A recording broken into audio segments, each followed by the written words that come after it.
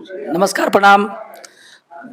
आप लोग का हमारे channel ABC Sunil sir institute में आपका स्वागत है। और हमारे सर आज मिल गए हैं और मैं इनसे एक सवाल जो है पूछने वाला हूं। ये सवाल राजनीति से संबंधित है और सोशल मीडिया में बहुत ही चर्चा का विषय बना हुआ है कि दिल्ली का एक सीट जिस पर जो है मनोज तिवारी लड़ रहे हैं, जो बीजेपी के कद्दावर नेता हैं, और उनके विपक्ष में एक बिहार के जुझारू नेता कन्हैया कुमार को उतार दिया गया है। और थोड़ा सा मेरे को समझ में नहीं आ पा रहा है कि कौन किस पर भारी पड़ रहा है।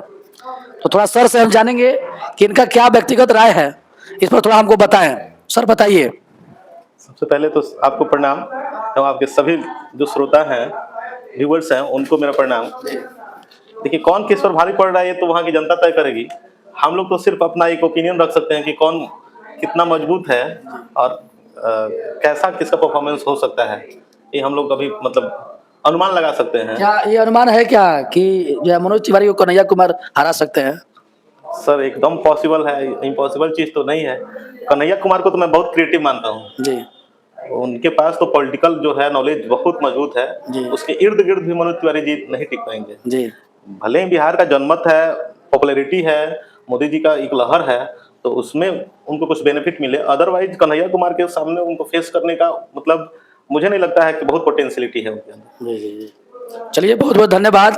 और एक और सर है, शशांक सर, और इनसे जानना चाहेंगे कि इनका क्या राय है कि कौन किस पर भारी है, कन्हैया कुमार मनोज तिवारी पर भारी है या मनोज तिवारी कन्हैया कुमार पे भारी है। सर बताया जाए।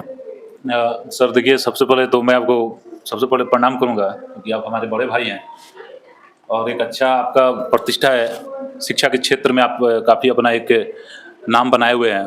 उत्तर बिहार में खास करके जो सारण आपका जो कमिश्नरी है, उसमें सिवान गोपालगंज छपरा में आप एक अच्छे शिक्षक के रूप में गिने जाते हैं।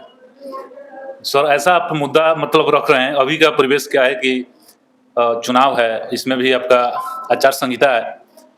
हम लोग तो मतलब अपना पॉइंट ऑफ व्यू रख सकते हैं, कोई बात नहीं है। देखिए सर, दोनों लोग अपने अपने फील्ड का एक मतलब बोला जाता है कि दिग्गज लोग हैं जी। उसमें क्या है सर, मनोज तिवारी जो हैं उनको मृदुल बोला जाता है। उनके साक्षात गले में माँ सरस्वती निवास करती हैं, जो बीएचयू से पढ़े हुए अच्छे कलाकार हैं जी। और अच्छा उनका एक अपना रेपुटेशन रहा है। और कन्हैया कुमार जी वो भी मतलब उनसे बहुत जूनियर हैं, लेकिन फिर भी उनके पास में अच्छा नॉलेज है। वो जेएनयू के प्रोडक्ट हैं, जेएनयू से वो पढ़ करके निकले हुए हैं। ये तो दिल्ली की जनता जो है वो तय कर देगी, मतलब जब चुनाव होगा उसके बाद से जब काउंटिंग होगा, गिनती होगा, तो वो पता चलेगा। हम लोग बिहार में बैठ करके वहाँ के बातों का जिक्र कर रहे हैं क्योंकि वो सबसे हॉट सीट बना हुआ है। मुझे जहाँ तक पता है पूर्वी दिल्ली से शायद वहाँ पे ये लड़ा जा रहा है।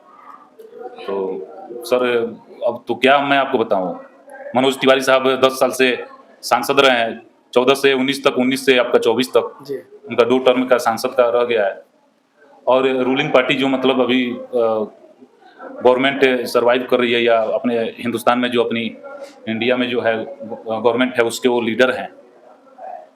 तो एक उनका पॉइंट ऑफ व्यू जो है, उसका जो है एफर्ट उनके ऊपर में मतलब मिला है, उसको मिलता है। क्योंकि मनोज तिवारी साहब जब बीजेपी में नहीं थे, वो जब सपा पार्टी में जब ज्वाइन किए थे, सपा में एक बार चुनाव लड़े थे, तो वो भी दिन याद है कि मतलब उस वक्त भी उनको मतलब क्या वोट मिला था, क्या थे। तो सारा सिस्टम मिला करके ठीक है, रूलिंग पार्टी में है। जनता का जिधर मूड है, चीज़ है, उधर जनता जाएगी। कन्हैया कुमार संघर्षशील मतलब युवा हैं और काफ़ी ऊर्जावान हैं और बेगूसराय पर 2019 में सीपीआई से वो लड़ चुके हैं। मतलब नंबर 3 की पोजीशन पर थे वो बेगूसराय में। सीपीआई भी नेशनल पार्टी है। अभी तो कांग्रेस ज्वाइन किए हुए हैं। जी जी, कांग्रेस में अभी 2021 में ज्वाइन किए, कांग्रेस ज्वाइन किए हैं। सर देखिए क्या है कि जिसके ऊपर में नेता का जो छाप लग गया, लीडर का जो लग गया, वो लोग क्या है कि ये नहीं होता है कि वो लोग अस्थायी रहेगा, वो कहीं भी किधर भी जा सकता है। भोला बाबू थे, वो भी सीपीआई के बहुत बड़े कार्यकर्ता, बहुत बड़े वो रहे थे, लेकिन बाद में जाकर को बीजेपी ज्वाइन कर लिए सीपीआई का। तो ये सारा चीज़ है सर।